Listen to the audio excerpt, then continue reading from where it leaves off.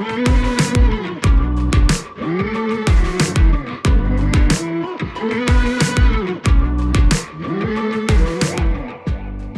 getting ready to go to Colorado soon, next month actually, and my friends, my family, my employees, everybody who knows me is going to give me a hard time. Like, wait, I thought you didn't like travel. I thought you didn't want to travel. And it's true. I don't like traveling.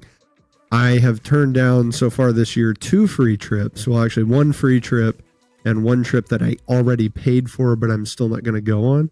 The free one was to Singapore, and the one that I paid for, but I'm not going to go to, is Brazil.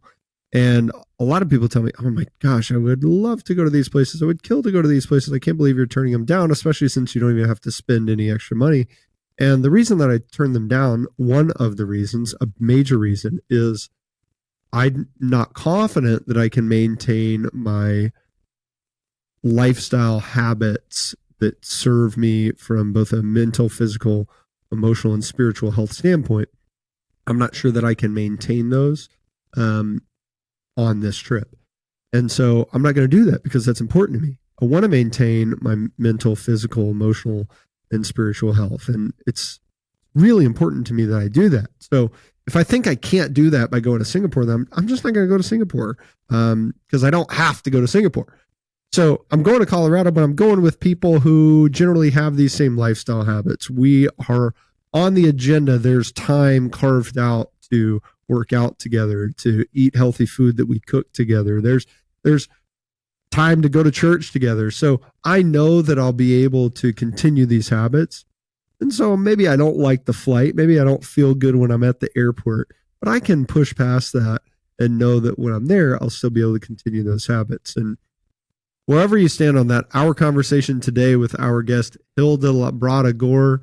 She has traveled extensively as an experiential anthropologist through Mongolia, Peru, Ethiopia, Ecuador, Kenya, Australia, and more. You can kind of get the sense that she likes traveling a lot more than I do. Well, she is able to maintain those healthy habits, and when she travels, she has the specific objective of exploring the traditional practices of people in these communities to improve the energy and vitality of humanity as a whole. She's the host and producer of the Wise Traditions podcast on behalf of the Weston A Foundation. She shares the best of experts' experiences, and epic adventures on her podcast, the Holistic Hilda YouTube channel, and in person at conferences and retreats. She has a lot of knowledge to share with us. She is going to share some interesting stories and the 6 ancestral secrets that she's discovered through her work with the Weston A Foundation that we ought to not forget in our modern world. So you're a business owner, you're struggling to maintain your physical, emotional, spiritual health in our modern world, listen to our conversation with Holistic Hilda, and you will hopefully walk away with a few tips that will improve your life. I'm Sanger Smith. This is Decidedly.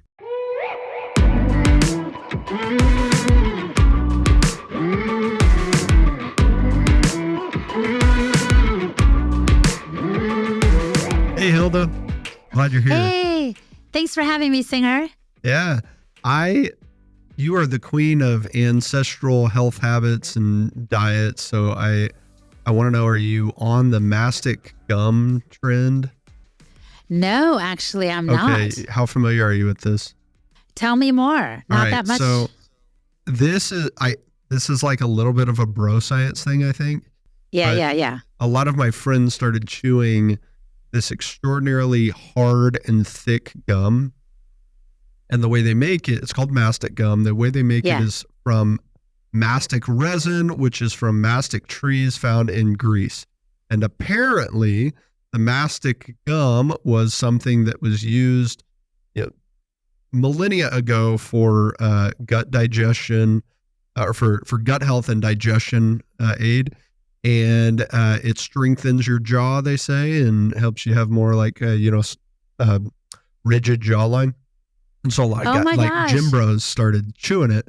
They're like, I want to get like the rugged masculine jaw. And I started chewing it so I could quit using nicotine, because I was like, I'm sick of using nicotine, gave nicotine up for Lent. And I'm like, I got to have something going on. and I was going through like an entire thing of icebreakers gum in a day. I go, I can't do that. That's, not economical. So I put like one of these pieces of gum in my mouth. It takes me till lunch to just get it softened to a point where it's no longer like painful on my jaw. And then I chew it for the rest of the day all the way till dinner. Oh my gosh, I'm super curious about this. So I'm going to definitely look into it. I interviewed James Nestor on the Wise Traditions podcast, and he is the author of Breath, the New Science of a Lost Art. And he was suggesting that one reason our faces have gotten narrower and our jaws weaker is because we're not masticating hard foods anymore. Now, I'm not sure I agree with him completely, but I do think there is a benefit in using our jaw muscles more and strengthening that jawline, and probably it aids digestion too. So I'm really curious about it. I will look into it for sure. Yeah, well, digestion starts in the mouth, right? So if we're blending something up and just slamming it down in a smoothie form, that's got to be tough, right? That's got to be not good. Yeah, you're missing something for sure in that. And actually, I will call you on something, Singer. So you said digestion starts in the mouth. Some suggest it actually starts with the eyes, because it's when it's brought before you, think about it, you start to take it in with your eyes. And that's when, this is one reason, actually, I would say that we need to pause before we start eating. And I often do in gratitude and prayer, right? There's a reason that ritual has become a part of many traditions around the world, because it gives your digestive system a chance to begin working even in the anticipation of what you're going to take in, and to receive it with gratitude. You're not rushed. You don't have the adrenaline going. You're getting it literally in that rest and digest mode. Okay. I've never heard that before, but so what do you do? Is there a process or a ritual, for lack of a better word, that you go through when you eat? Well, this is the thing. We are often eating on the go. I think more people in the U.S. eat in their cars than around a table, right? They stop at the Starbucks. It's actually a drive-through. They're not even going inside to get whatever it is they need to get going. And then they rush off and eat their next meal after they stop at the grocery store. They just grab something from the bag. And I guess I'm talking about this from a little bit of experience, but in those states, we are in that fight or flight mode. We're in the sympathetic state of the nervous system, where it's a rushing kind of situation and you've got the adrenaline going and you're not resting. And as a friend said to me one day, she caught me standing at a counter eating, and she said, "Hilda, what are you, a horse?" And I was like, "Wait, what?" And she said, "You can't properly digest your food if you're starting like that." Yeah. So there is something, in biblical times, they would recline in different parts of the world, in Greece and Turkey, there's a reclining at the table that really gets you in the mode of receiving and getting the most out of the nutrients that you're taking in. So there is something to pausing. When I talk about pausing, I literally just mean bowing my head and praying. I sometimes will even put my hands over my food to offer it that good energy and ask for God's blessing on it. But the traditions vary from culture to culture, but there is always a pause and a gratitude that is a part of taking in the meal. Yeah, and the tradition of praying before a meal, I always experience it as less about the food and more about a reminder to do the prayer. So it was like, okay, yeah, I mean, like it was more of a checkpoint in the race of the day. Like, let me stop. Oh yeah, I'm eating, so I got to stop and pray. It's not necessarily about the food, even though most of the prayers, hey, bless us, O Lord, for these gifts. Yeah, I'm praying for the food. I am thanking God for the blessing, but I'd never made that connection within my own mind. I just thought it was kind of like I'm praying when I'm brushing my teeth. It's something that I'm going to do. It's a good reminder to put it in my routine. Yes, and then think about this. The idea of joining hands around the table. I also think, Singer, we weren't meant to eat alone. Yeah. There really is something special. As a matter of fact, I've heard that if you go to Europe and you get a table for one, and if any Italian, for example, sees a person sitting alone at a meal, they're like, okay, I know they're American, because the Italians wouldn't do that. And the image that's coming to my mind also is of when I was in Ecuador in 2021, and I got to be a part of a large celebration called Inti Raymi.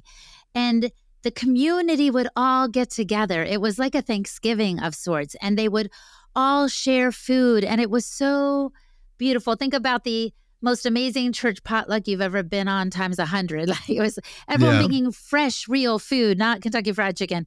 It was guinea pig, which they do eat down there, and palta or avocados, and just all the bounty of the earth that they shared. And the women were there. And so we were enjoying the meal. That's a part of it too. So I'm so glad I'm on the show. I know we're talking about all kinds of things, but I think it's important to talk about the value of community and how that nourishes us as well. And I'll say that guinea pig actually tastes amazing. If anybody heard you just say that and, wanted to vomit at the thought of eating a guinea pig or felt sad about consuming something that is a pet currently for their 12-year-old daughter. No, it actually tastes really, really good.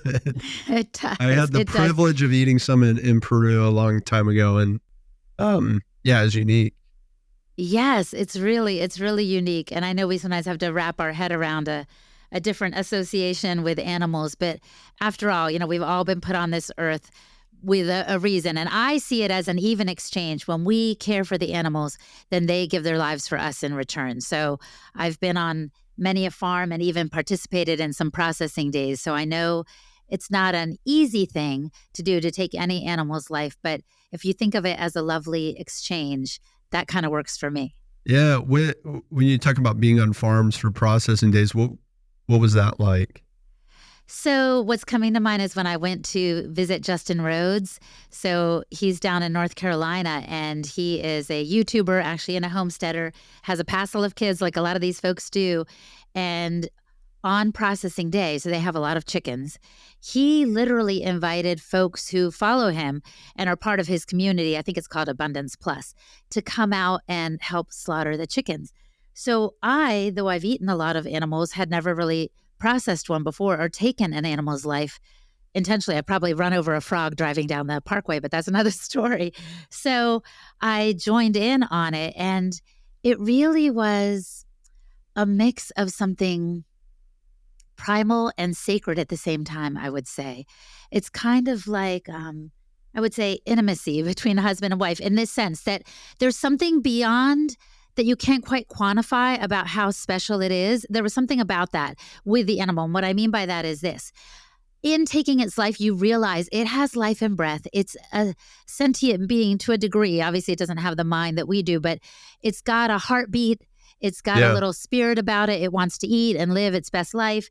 And so when I did take part in taking its life, I offered gratitude for it in a way like I was just discussing with you over the plate. But here it was still clucking and moving its little wings. And so what you do, I hope this isn't too graphic for your audience, but they often on these homesteads will have these inverted cones. And so you drop the chicken in upside down, and it might be startled for a second, but then it calms down because all the blood rushes to its head. So it can't really think anymore. And in a humane way, you slit its throat and the blood drips out, and then you start to put it in the feather picker machine and do all the different parts. And I did it for several chickens, and it wasn't easy, but I also felt like this is important for me to understand where my food comes from. And I actually would challenge you or any listener to get out and experience that, because when vegetarians and vegans are like, you don't know what's involved, I think they kind of have a point. We're too disconnected from our food now. So let's get involved in what it means to really get that food on our plate and harvest and forage and process if need be, so that we can get more familiar with it. And it actually breeds a more intimate connection with the food, and maybe even deepens our gratitude to God for it. Yeah, I had the privilege of working on a ranch when I was in college, and they were mostly like show cattle that we were raising. It wasn't a beef cattle ranch, but every now and then if we had an animal that wasn't going to make it, or wasn't a part of the breeding selection, well, then we ought to utilize that animal for meat purposes. And so that's what would happen. And so occasionally we would process them. And yeah, it was a very unique experience. I had been a hunter ever since I was young and through school and college. And so by the time that we processed cows, I had hunted before and killed deer and dove and ducks. And there's something about an animal that you raise that's even more different than one that's in the wild. like, processing a deer that you shot is definitely a very reverent experience that many can attest to. But I'm totally with you, Hilda, that if you recoil at the idea of hunting or processing an animal that was raised on a farm, but you willingly go to the meat section of the supermarket, like you're robbing yourself of something. You're robbing yourself of a deeper connection to the earth that you live in, to the food that you put into your body, to the spirit of life that is coming through you and is already in you. And you should seek out an opportunity if it's presented to you, I would say, to those people. Yes. And even listen to this. So I was talking with a friend recently, and he called it sacred hunting. He talked about approaching it with that reverence you're talking about, Singer. And he said he would pray that the right animal would present itself, and they would. I mean, not every time, obviously, because you have to sit out there in that little, tree shelf or whatever they have. But he had his son at one point on his lap who was like 8 or 10 years old, and he wanted an opportunity for his son to experience the reverence and the mystery of this kind of a primal hunting opportunity. And so they prayed, and he said this doe or something approached, and it was totally giving its broadside to them. He felt like it was really an answered prayer. The snow was falling. It sounds crazy, but I think there is a disconnect, and especially in our virtual world now, where the only thing we kill is, an assailant on a video game, or time. Yes, time, exactly. But I was going to say an assailant on a video game, or, an opponent on a video game. Or if you get killed and you come back to life, it's also virtual. I think the more involved in real life we can become, the more our lives will be transformed and the greater our appreciation of this life. Yeah, 100%. So what was your early life like that made you want to dedicate your life and career to the work that you're doing now? I think it kind of all started before I was born. Talk about early life, right? I was probably 6 months in utero, and I'm not joking, actually, when, as my mother tells it, she was exposed to the German measles. And the doctor said to her, "Oh, your child is going to be born with some serious birth defect. You shouldn't even have this baby," actually. They did tell her. Oh, wow. Yes. That's and horrible they said, advice to give. I know. And it makes me cry to think about it. Like, I'm just so grateful to be alive. I might not have been here. But anyway, so they said I would be born either unable to speak or to hear or to see. And then when I was born, thank God, my mom was like, "Okay, I'm not going to stop this pregnancy." When I was born, they didn't see anything wrong with me, which was amazing and a miracle in and of itself. But then a couple of months later, they did detect a heart murmur. Basically, Singer, I was born with a hole in my heart between the lower 2 ventricles. So the blood was kind of backwashing. It was flowing in a way it shouldn't flow. It wasn't oxygenating properly. The medical term for babies of this kind is called blue baby. So I was dubbed a blue baby, and they were like, "We need to do something about this. Otherwise, your child's not going to live very long," they told my mom. So at 9 years of age, they performed open heart surgery. And I don't know.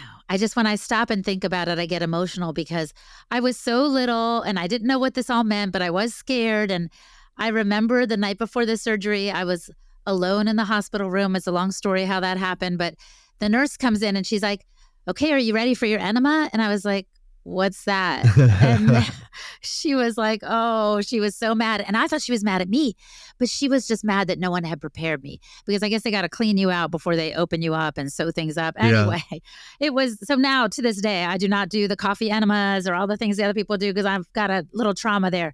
But be that as it may, after they did the surgery, I woke up, I had this huge scar on my chest, but I also had a new lease on life. And they were like, "You can do whatever you want." And I was like, oh my gosh. Well, first, this informed my faith, actually. I was like, okay, I believe God spared me. It could have been so much worse from the womb. But then even, with the surgery and stuff, that could have gone south. So I'm just so thankful to God. So the first thing I wanted to do was thank him. But the second thing I wanted to do was make my body last as long as possible. So I became a fitness professional. That was my entryway into the health space. And then little by little, I started to realize, health is so multifaceted. As you and I have discussed, yes, it has to do with food, but it also has to do with movement. It has to do with community and emotional and spiritual. It has all these components. And a friend one day called me Holistic Hilda, and I was like, okay, that's it. That's it. That's going to be my nickname. That's going to be my moniker, because it gives the idea that there are so many facets to well-being, and I love to elaborate on as many of them as possible. So that's kind of how I got going on all this. Yeah. What are the main facets? So I'm right now working on a course on just this, actually, because I feel like people don't read anymore. And although I am working on a book too, but I was like, let me just get something out there, kind of quick and dirty, that people can access online, that is going to focus on simple secrets. So are you familiar with the story of the man in the Bible who had leprosy and he didn't know what to do about it? And I think his name was Nathan. And so someone brought this little servant girl from Israel over, and she was like, you know what you need to do is go wash in that river 7 times. And he was so mad. He was like, oh no, that's no good. That's stupid. And he was like trying to talk to his advisors, and they were like, look, if she had asked you to do something very difficult, like, get the egg of an eagle from the high branch and blah, blah, blah, would you have done it? He was like, yeah. They were like, don't overlook this because of its simplicity. This is Holistic Hilda's paraphrase version here. But anyway, so he went and washed himself in the river and he was healed, right? So the 6 ancestral secrets that I am trying to give to the world, Singer, are super simple, but I think they shouldn't be overlooked because of their simplicity, because they're really important. And I'll tell you the first one. It's actually the multivitamin in the sky. It's the sun. Like all these years we've been told, like, cover up from the sun, wear sunscreen, you could get melanoma. Well, I'm here to say that the sun nourishes us on so many different levels. So we have a clock in every one of the cells in our body. And if we don't get enough natural light, our body gets confused about what time of day it is. And this affects hormonal function. It affects digestion. It affects our sleep and the profundity and the restorative qualities of sleep. So we all need not less sun. We need more of it. And this was not something I understood at first. Again, I was an exercise professional, and then I got involved with the Weston A Foundation. They're big on nutrition. But my exploration didn't stop there, because I just have a continued posture of a learner. That's why when you said, do you know about this mastication gum? I was like, no, but trust me, I'm going to look it up because I'm very interested. So I started talking to Jack Cruz and Carrie Bennett and Thaddeus Owen and people in the quantum healing space. And they started saying to me, sunlight is more important than food. And I was like, what? Like, I'm preparing myself for a huge paradigm shift, but I understood why they said it, because our mitochondria, the tiny little engines in our cell that get energized by, various forms of energy, only get 1/3 of their energy from food, and they get 2/3 from light. So why is everyone depressed? Why does everyone have SIBO and, gastric issues and all these things? I'm like, what is happening? I think it's because we don't have enough sunlight. So what I do and what I advocate for is sunrise before screen rise. I advocate for getting out and getting that early morning sun between 30 to 45 minutes after sun has risen. I'm not saying you have to be outside for 30 to 45 minutes. I'm saying get outside within that time frame. So this morning, sunrise was at 7 a.m. I got out at 7:30. And all you need is like 15 minutes. But that information goes through your eyes, through your skin, to the brain. And again, it starts this cascade of wonderful hormone functions. And then later in the day, when the UVA and UVB rays kick in and that part of the spectrum kicks in, that's also important. Again, that's a time when they say, oh, avoid the sun when the rays are harshest. No, that also has a function. So, and sunset as well. But I'm biggest on the sunrise because I think that's the piece that will help people sleep better. I know people that have lost weight just by getting that morning sun, and it's turned my life around. And I was a certified night owl. Like if there was a night owl school, my name would have been on the wall as president of it because I was staying up late all the time. My kids would go to bed. And I would start kicking into high gear, like, okay, let me answer some emails. Let me do some laundry. This is my time to shine. And I would just go on. And then I'd think, whoa, it's weird. Everyone else is sleeping and it's 2 a.m. and I feel fine. I didn't realize that the blue light from the screen was confusing my body about what time of day it was. So I'd get, of course, a second wind there. And then when I went to sleep, I would sleep quickly. I'd fall asleep quickly, but I would not get to that restorative deep sleep stage as as easily as if I'd gone to bed earlier. Anyway, I've learned so much all about this. But the point I'm making is that the sun is exactly what Victor Dane called it in his book back in the 1930s or something. He said it's the great elixir vitae. Like, it is a healer of healers. It's amazing. And we've forgotten about it because it's kind of gotten buried. And we just think, well, we need vitamin D. Let me take some vitamin D supplement. The synthetic thing is not the same as the real thing. And letting that sun and then the skin synthesize the vitamin D, that's a whole other story. Now, I've recognized the power of sunlight exposure in my own life. I always try to get out there. Not always right after sunrise, but at least mid-morning, something to where just 5 minutes, 10 minutes, 15 minutes in my backyard, something. And it makes me feel better. It gives me energy. I enjoy doing it. It's warm. It makes me feel good. When I try to talk to people about it, they go, skin cancer. You're going to get skin cancer. So what is your answer when people bring that up as an objection? Oh, I have so many things to say. I don't know where to start, but I'll start with this. So, indigenous people groups that Dr. Weston A. Price studied in the 1930s, he traveled the world to find the healthiest people. This is shorthand for all this information that I know about him. But anyway, he was looking to see, what are these people doing? How are they living? What are they eating? Of course, they all had different diets, from the people in Alaska who were eating like whale blubber and seal oil, to the people in Switzerland who were having cheese and milk and dairy products, to the Maasai who were having meat and milk and blood. So it was all different. But he still noted some things in common, and he wrote a book called Nutrition and Physical Degeneration. But I'm bringing all this up to say, the one thing that Dr. Price noted, but didn't make a big deal of because he was a dentist, he was focused on the teeth and the food, was that the people were naked primarily. They weren't really wearing much clothing unless they went into town, and they would toss a couple of things on. And this was in the 1930s. So these people were not getting skin cancer. Why? Because they had more sun, not less, and because their diet was of benefit to providing the skin what it needed to make the melanin that's protective on the skin.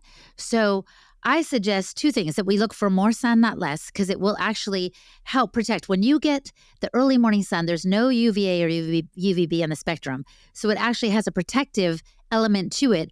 It's kind of building up your solar callus. So that will help you not burn and not get melanoma. But the other thing is you have to pay attention to diet. So you need to eat more real foods and more foods that are less processed.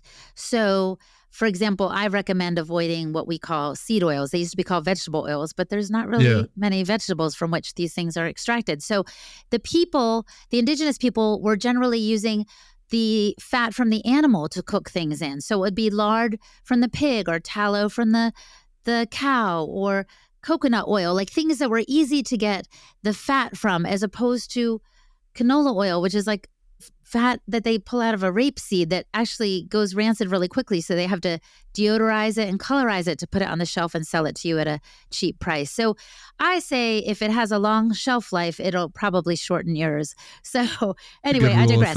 But the main thing is eat more real food and get more sun. And I will tell you one quote I learned from Elizabeth Plourde, who I had the Wise Traditions podcast. I had her on the podcast asking, like, is it the sun to blame or is it the sunscreen? Like, what's going on with our sickness right now and the incidence of cancer? And she said there was a study of sailors on a ship. And I forget when this was conducted. And if I get a chance to look it up, I'll send it to you later. But she said it was actually the sailors who had more time inside the cabins that got the skin cancer, as opposed to the ones that were mostly outside on the deck of the ship. So it's, again, the opposite of what we've heard. And I think I'm grateful that you have this podcast, this Decidedly podcast, because people need to learn to make decisions not based on the things that have been repeated to them over time, but on other measures, which we can get to in a bit. But I've been thinking about, how do I make my decisions? And I've learned to not always heed the loudest voice and look inside a little bit more. Yeah. And having a principled framework like you do to say, hey, I'm going to place a lot of credence in the time-tested ancestral methods. That helps you filter out a lot of nonsense, because if some, 9 out of 10 doctors come out and say, skin cancer is caused by too much sun exposure. It goes, okay, well, I may not be convinced just because there's a consensus in the medical community right now. Let me look at some other data points. And I find that, is something that I'm generally following, is to go, okay, let's look at the world history before I commit to, a new belief that obesity is caused by an Ozempic deficiency. Now we've solved the problem. I think, though, when it comes to sun exposure, it seems like the clear thing to avoid is burning, right? We don't want to go get a sunburn. That's right. That's right. So we have to be wise. I'll never forget my friend, Lisa, who went to Kenya one time, and she was working there with some translation or literacy group and helping a tribal group come up with a written language. And she said, my sister came to visit and my dad and I were there, and the heat was so strong and the sun was so hot. And we looked around and noticed that all the Maasai were in the shade and the Māori people that she was working with. And so, in other words, they were standing out in the blazing sun where the indigenous people knew, okay, the sun is really hot right now. We're going to get in the shade. You can wear linen. There are things you can do to cover up naturally, because the other thing I think people need to pay attention to is how the puzzle pieces don't fit. Just like you were saying about the Ozempic, that's not necessarily the reason people are overweight is because they don't have Ozempic. The reason people are getting cancer is not because they didn't have sunscreen, because they never used to have sunscreen. Yeah. And sunscreen, this is what gets me about that. It's being banned in certain places in the world because it's harming the marine life. So we have to think, if it's harming the marine life, what is it doing to us? And I know we're bigger than the little plankton and the coral life and all that, but what is it doing to us? And it actually does have hormone disrupting chemicals that are wreaking havoc with us on a hormonal level. There's all kinds of stuff in that thing. So that's one reason that I avoid it. I think you're right. I have the framework of ancestral traditions that have stood the test of time. And also I have my faith framework. So I kind of submit to higher powers than what the government or the other people are telling me, especially the people who have a monetary interest in mind, and they're not interested in my health. They want me to buy their products a lot of times. Yes. So I am going to be a little bit wary about that. Yeah, a little bit skeptical when somebody's making money off you taking their advice. Yes. The other 5 ancestral You want to hear? You want to hear? Okay. I really do. I'll try to keep it shorter. I get excited, and there's a lot to it. And I love to tell the stories of how these things dawned on me in different countries, because I started traveling the world, Singer, because I was inspired by Dr. Price. So this dentist researcher in the 1930s traveled the world to see the healthy people. And I was like, well, I want to do it too. I want to see who's still out there. Yeah. And what I can learn from those who are still keeping their traditions. So one of the traditions, for example, is sleep. And even as a health coach, I'm slowing down because I'm embarrassed about this. Even as a health coach, I was burning the candle at both ends. Like I told you, my kids would go to bed and I just sacrificed my sleep. I thought, I'll just sleep when I'm dead. I was one of those people. And then I found out that if you shortchange yourself on sleep, you will die sooner. So it's really not a good thing to postpone your sleep because you're going to just hasten your death. So I learned a lot from that. I learned that sleeping is a time for the brain and the body to detox. People are all into the green smoothies and I'm going to do this detox cleanse thing. How about prioritizing sleep? And again, if we get the early morning sun, you're going to be sleepy earlier, honestly. You're going to want to. Yeah, exactly. Yeah, you're going to want to go to sleep. I used to think that about myself too, Hilda. Oh, I'm a night owl. I just can't do it.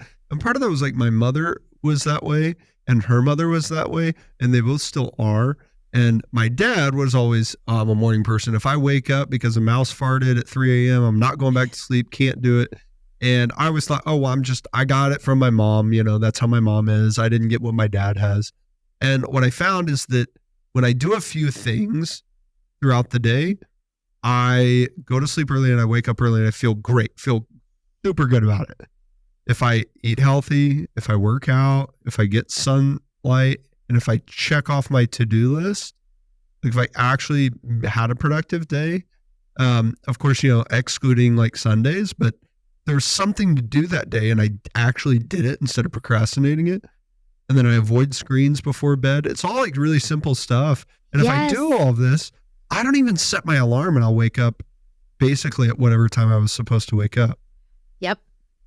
That's exactly right. And that's what our ancestral friends have done. Singer was in Ethiopia this past summer.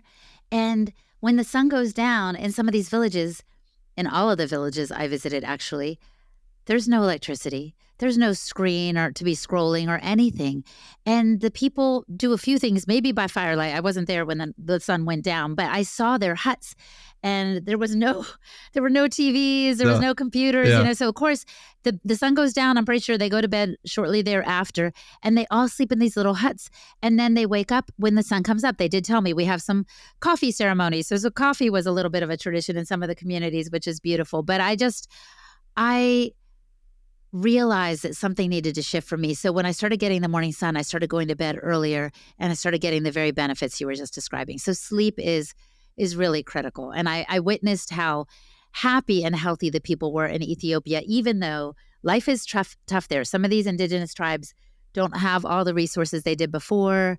I saw some evidence of sickness that I don't think Dr. Price would have seen in the 1930s, but overall, they're holding on to some of their traditions, which include none of this electricity, none of these things that interfere with their sleep and their community ties. Okay, so we have sunlight, sleep. What's the next one? Yes.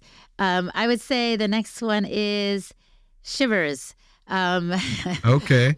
And I'm just laughing about that because I'm Latina. So I was always a fan of give me the beaches, give me the sunlight, give me the warmth. I don't want no cold.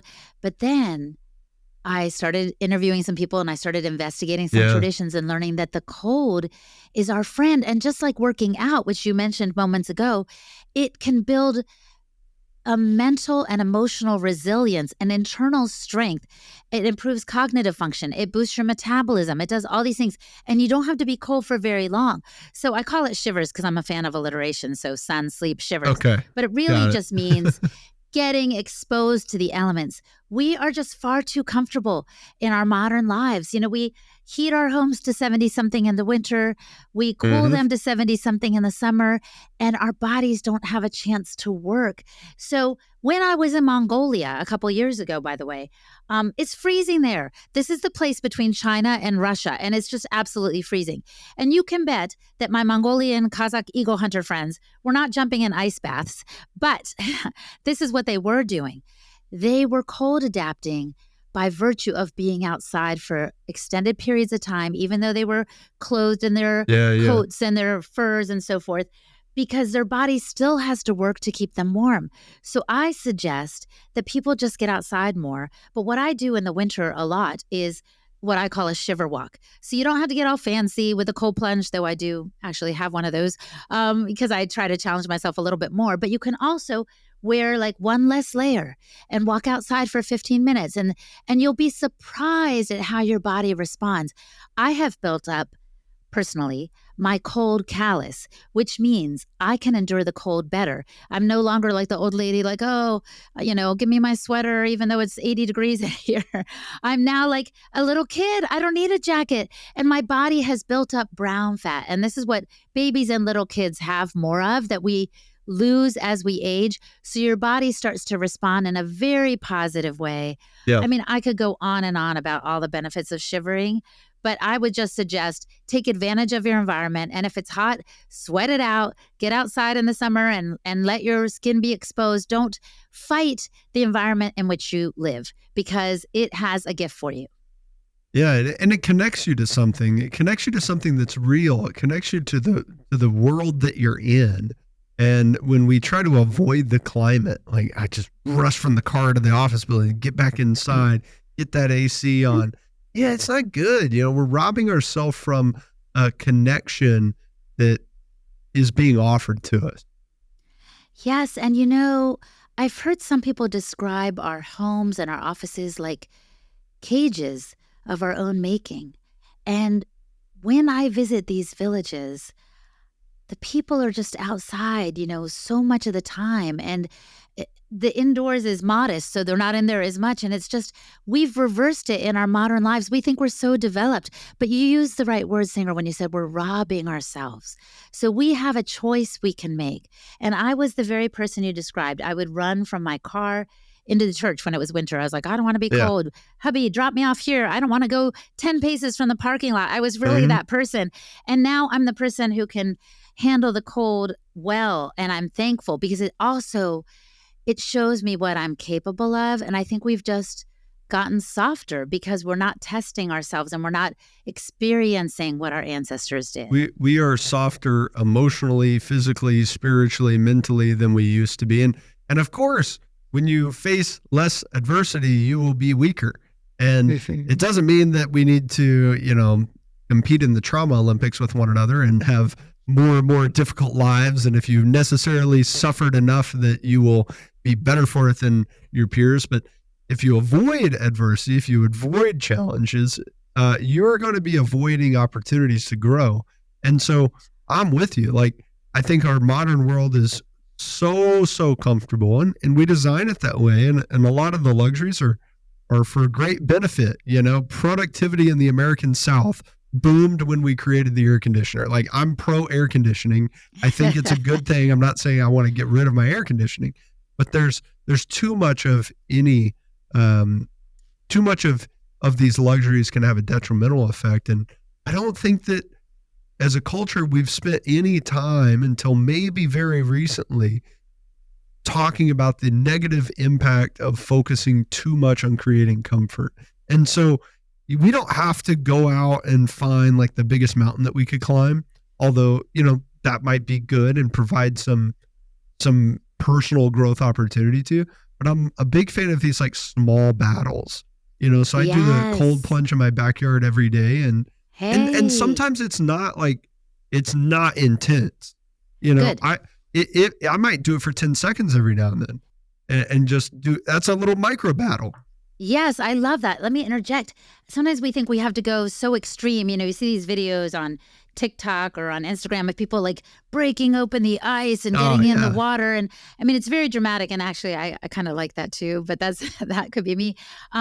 But we don't need to make the contrast so stark because we're not trying to injure ourselves, right? It's just like a workout. And I know for years people used to say, no pain, no gain. It's going to that failure point so that you challenge yourself, but you don't hurt yourself. So I've heard even Jack Cruz say the water temperature doesn't need to be much below 50. So we can just have the contrast between what the weather is like outside. Think about like at the ocean. When you go there at 70 degrees or 80 degrees, the ocean's maybe 50 or 60. It's not a cold plunge, but it feels like that at first. I used to not even want to get in with that contrast, right? That's enough. That's enough to challenge the body. And you also don't have to be in there for 20 minutes, for goodness sakes. I'm a small woman with very little body fat, so I just do 2 to 3 minutes and that's enough. So I really like that you said these micro battles, or even I would say micro wins, whether it's a shiver walk, or I sometimes recommend a face plunge, even, 30 seconds or less of a cold shower, whatever it is, to kind of teach and show yourself, oh, I'm resilient. And then whatever comes my way the rest of the day, it's like cake, right? It's so easy comparatively. So I love that. Yeah, the micro wins. Let's go for that. A friend of mine said he made a comment that he made fun of himself for. He said, oh man, like, you ever think washing your hands in cold water is kind of like a mini cold plunge? And I was like, and then he was like, oh dude, that was stupid. I'm sorry. I go, actually, not really. I mean, it wasn't that stupid. No. It's kind of fair. It's better than nothing. It's better than nothing. And sometimes that's all you can do. You can't go run 5 miles before work. Okay. But can you walk to the mailbox and back? I mean, can you do something? And the answer, I think, is there's always something that we can do. Can you do 10 push-ups? Can you just turn the water cold for like 2 seconds in the shower? Yes. And I have interviewed some people on the Wise Traditions podcast who said, if I could only just move my little pinky finger, I would.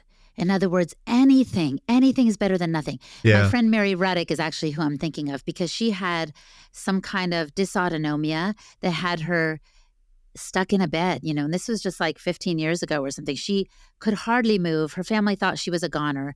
And she started making these very small changes, including getting the morning sunlight, a little bit of movement. I'm sure it involves sustenance, which is my next secret. And so just these micro wins built up to the point where now she's thriving and traveling the world like I do. And she's just amazing. I love her so much. But so yeah, secret number 4, just to get to it, is sustenance. Again, I like the alliteration. So there's that theme. But I think this is fitting right here because we're talking about micro wins and people feel like, oh my gosh, do I need to start, processing my own heifer and, buying liver? Yeah. I can't stand liver. I don't know where to start. I would just start with the fats, get your fats straight. Avoid all those beautiful yellow heart healthy supposed, heart healthy and natural oils on the supermarket shelf and start going with more butter and lard and tallow. These things actually have nutrients in them naturally, especially butter. Some people call it the queen of fats. It has like A and D and so these fat soluble vitamins that are activators and they're like catalysts for making the nutrients in the food you eat more bioavailable. Yeah. So you could just have a potato. Okay, actually there's not a lot in a potato going on, but it is tasty. But add the butter and boom, it's a whole package. It's much better. Yeah. It's still missing protein, but you have the fat and the carbs at least, So I would suggest doing that. And that is indeed, I think, a very foundational place to start is with butter. Now, what do you say to the people who go, wait a second, Hilda, I grew up and I was told that butter's not good for you because it raises your cholesterol and I'm going to have a heart attack if I eat too much butter. And my dad, when he was 60 and had gout and heart attack, his doctor told him it was the bacon and the butter and the eggs. Well, the thing is, again, what were our ancestors eating? They were having the bacon and the butter and the eggs. And there are more heart attacks and cholesterol issues. Well, actually, I'll say this. There are more heart attacks. There's more diabetes. There's more obesity now than there was even 50, 70 years ago. So what happened was that information was based on the work of Dr. Ancel Keys, who did this study on diet, and it's linked to cholesterol and heart disease. And unfortunately, Ancel cherry-picked the studies so it would work to what he wanted to say, basically, which was avoid cholesterol. It will lead to heart disease. And so then the government glommed onto his results and started telling everyone this. But the problem was it doesn't bear out in real life. And so I would suggest people just go to the westonaprice.org website and type in cholesterol to find out more. And even Ancel Keys, I understand, toward the end of his life said, actually, the cholesterol that you ingest does not contribute to the cholesterol that accumulates in the heart. So even he was correcting. Yes. Oh my gosh, that's so frustrating because it shows how pervasive an untruth can be. I don't want to call it a lie, but bad information, wrong advice, it sticks with us for generations. I mean, generations. Does. And I have this experience all the time, Hilda, and I'm sure that you do too. I eat eggs every day.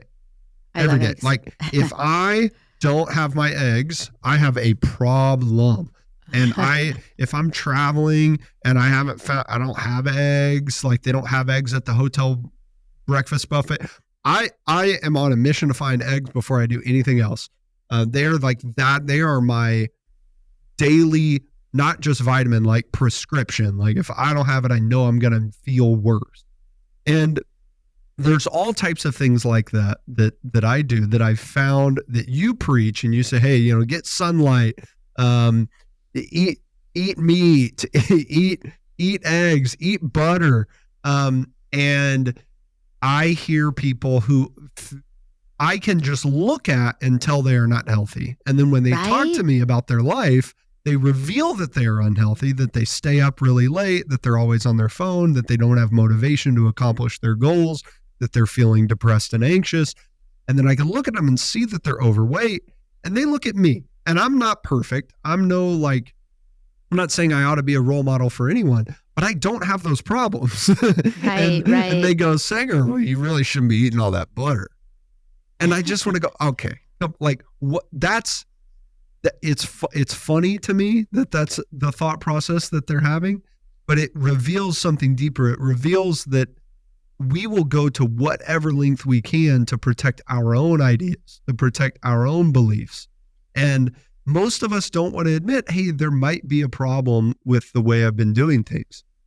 Oh, that's so true. I think that's human nature, right? You have an idea, it lodges itself in your brain and your subconscious and your spirit, and it's just very hard to shift your paradigm. But I would suggest this. This is why I do regularly little challenges. And I believe that N equals 1. In other words, the most important study is the study of how it plays out in your own life. So you have found out that you love eggs, that you thrive on eggs. That's like amazing. I love eggs too. I can never have enough. I'm like, this is working for me. And so I'm not just looking for, following doctor's orders and then sacrificing even though I feel bad, but they told me to do this. No, I want to see how does it work for me. So I think everyone needs to be their own study group, their own control group. Try getting the morning sun for 2 weeks, or try eating more butter and see how you feel, because that will be an indicator, I believe, of your health.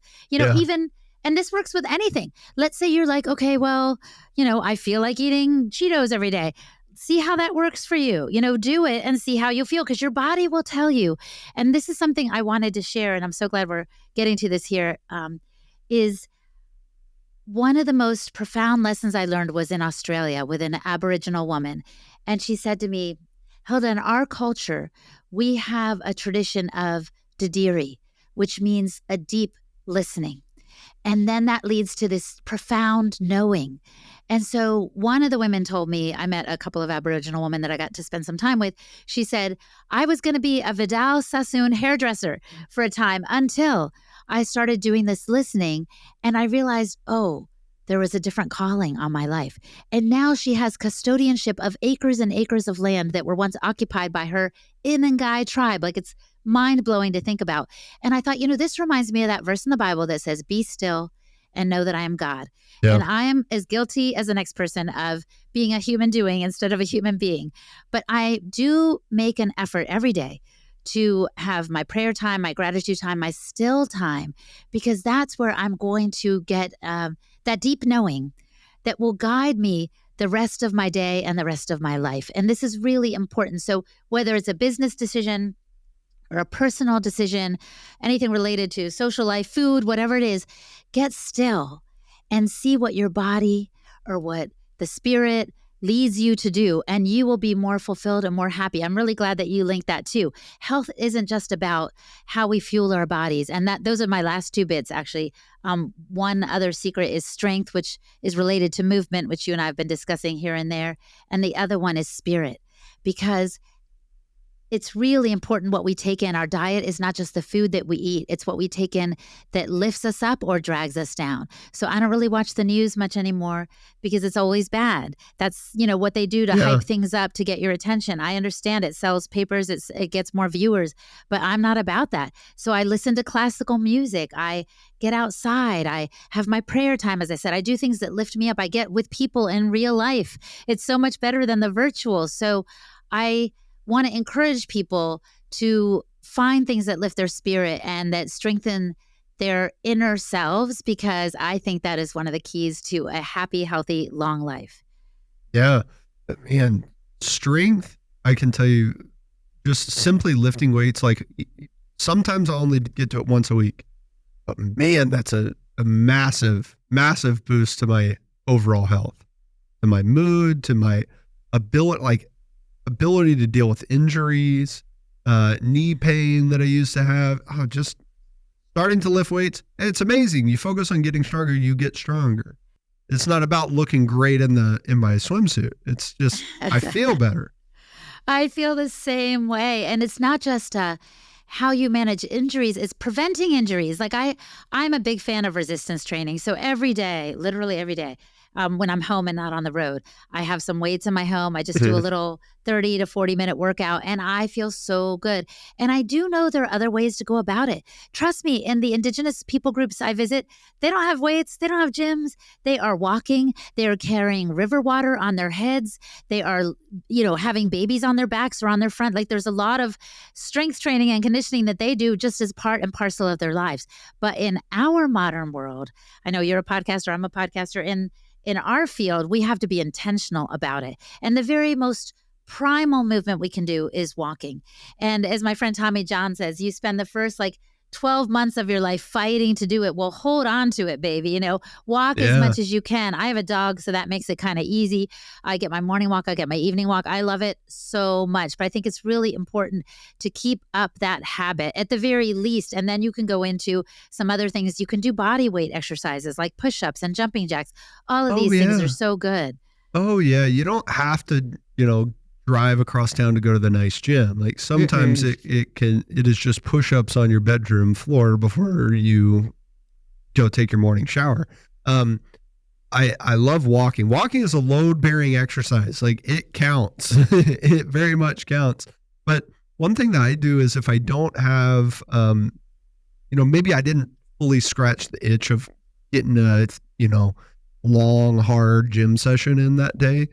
Oh, I gotta really make the most of what else I have. Like even just carrying something.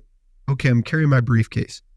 Can I really focus on engaging my core? Can I really focus on holding it with my hand instead of lumbing it over my shoulder and kind of drag it into the work? And even those small things, they seem like they're not that big of a difference maker, but they make a difference when I accumulate them together. Absolutely. At the airport, I will have my carry-on, and if I can avoid it, I don't take the escalator. I think people see me and are like, why is that small woman struggling with that little suitcase? Actually, I travel heavy. Why is that small woman struggling with that big suitcase? But I want to keep it up, and if you don't use it, you will lose it.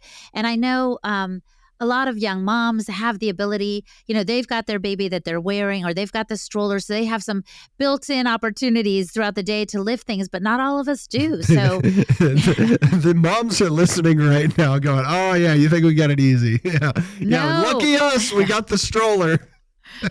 I'm not saying you're lucky, but I'm saying you have that ready-made. Don't feel bad if you can't go to a gym, for goodness sakes. You're doing enough lifting all day long. I understand how it goes. I have 4 kids. They're now grown, but I've been there for sure.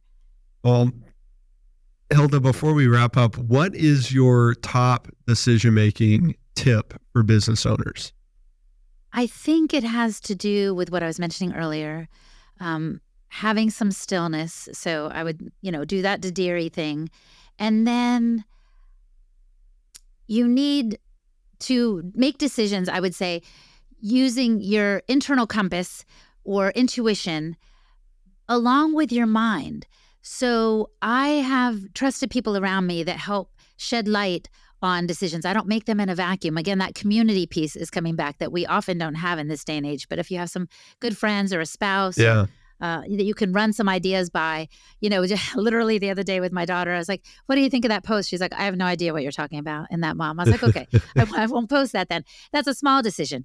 But even on bigger ones, I run ideas by family and friends, and I have a team now that works with me with Holistic Hilda stuff. But I would say go with that stillness.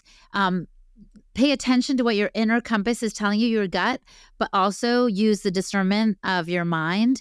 And I think you will make decisions that will be valuable to you in your business. That's what's led me. It's actually a combination of gut, heart, and mind. And do pay attention to those internal things, but invite in other factors.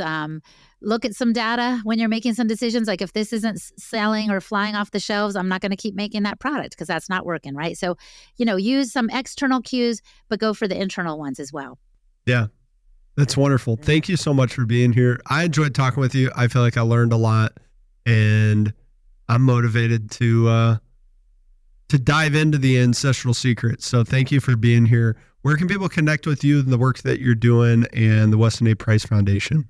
Awesome. Thanks for asking. So I'm going to unveil the course sometime this spring, 2024. So people could go to holistichilda.com for more information on that. I have other resources on my site. I have a blog and so forth, and some little things that I sell in my shop that can help with living more ancestrally in this modern world. I've also got my Holistic Hilda YouTube channel, Holistic Hilda on Instagram. And then the Wise Traditions podcast that I make for the foundation is just a real wonderful tool for folks to get informed about some of these topics that we've addressed today. Thanks, Hilda. Appreciate it. My pleasure. Thanks for having me.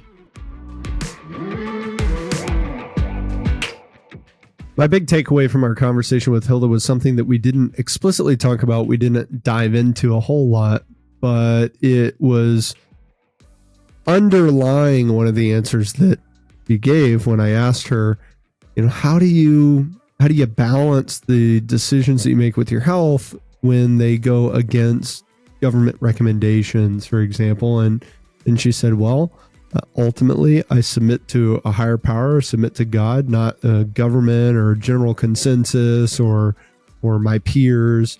And that's an important knowing that she has about herself. We ought to know to which authority we submit. And if it is the government, I'm not going to spend a lot of time telling you why I think that's a mistake, but at least you should know that for yourself. That way you know when and which advice you should heed. You just made a great decision to listen to this episode of Decidedly. Make another great decision and leave us a 5-star review wherever you listen to podcasts. We appreciate your support. It helps others find our community and defeat bad decision-making in their own lives.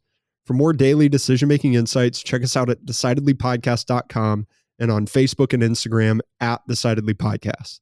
Thanks again for listening. I'm Sanger Smith, and this is Decidedly. Insights, advice, and comments provided by Sean Smith, Sanger Smith, and speakers identified as part of the Decidedly podcast should not be considered recommendations. Speakers not identified as members of Decidedly are expressing their opinion, and their statements should not be construed as reflecting the views of the Decidedly team. This podcast is produced solely for informational purposes, not personalized advice.